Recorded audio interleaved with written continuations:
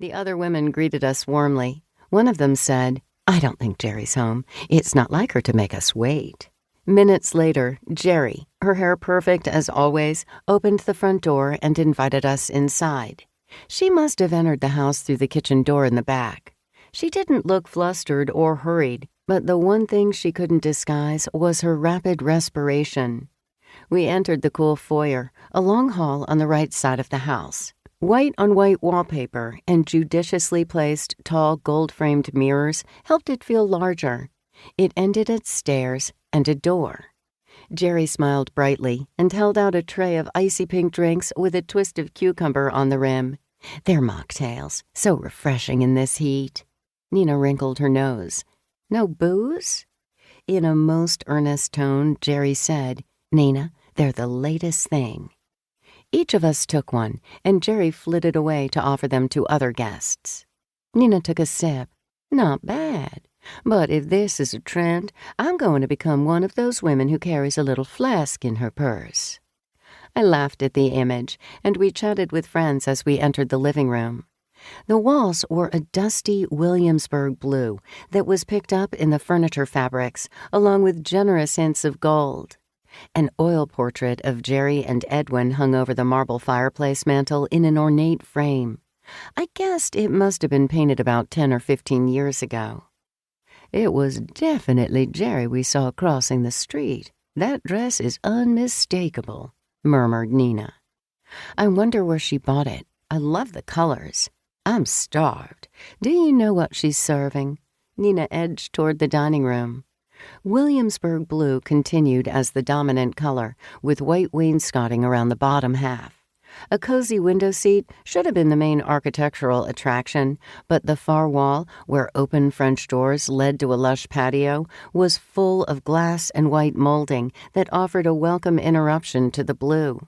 The upholstered seats on the dining chairs matched the blue walls.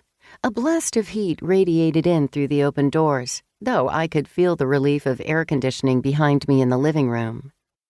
Gerrie had outdone herself on the tablescape. Fresh roses, irises, white columbine, and coral butterfly weed added a punch of color to the table, and she had used no less than 3 tablecloths. A gold one peeked out at the bottom.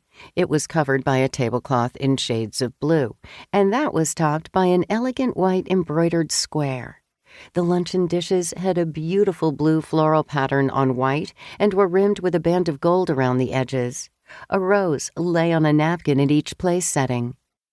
A horrific scream interrupted my thoughts, and the din of voices was abruptly silenced. Chapter 2. Dear Sophie, my mother-in-law nearly had a cow when I plopped flowers in a vase. She said, "That's not how it's done." Come on, flowers are flowers. She's picking another fight with me, right? Baffled daughter-in-law in Roseville, California. Dear baffled daughter-in-law, your mother-in-law wants your flowers to last longer. Remove low leaves and cut the stems on a diagonal. It's also wise to add plant food or a drop of vodka to help keep the water fresh. A base of foliage goes in first, and then the flowers. Sophie. At the other end of the table, near the French doors, Mindy Parsons cupped her hands over her nose and mouth in horror and whimpered. Nina and I rushed to her side. Nina squealed and clutched my arm. At Mindy's feet, a man lay on his back with a blue knife handle jutting from his chest.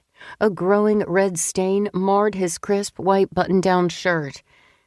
Gerrie peered past me and shrieked before howling, "No! Ross!" The dining room was filled with her luncheon guests, who also screamed in various pitches, adding panic and chaos to an already bad situation. I pulled my phone from my purse and called 911. "Gerrie, what's your address?"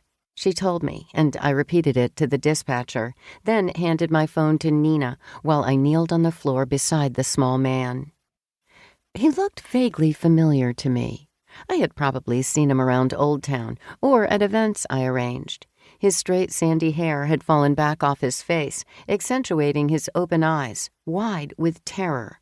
His long sleeves were rolled back, and his shirt was open at the neck. I slipped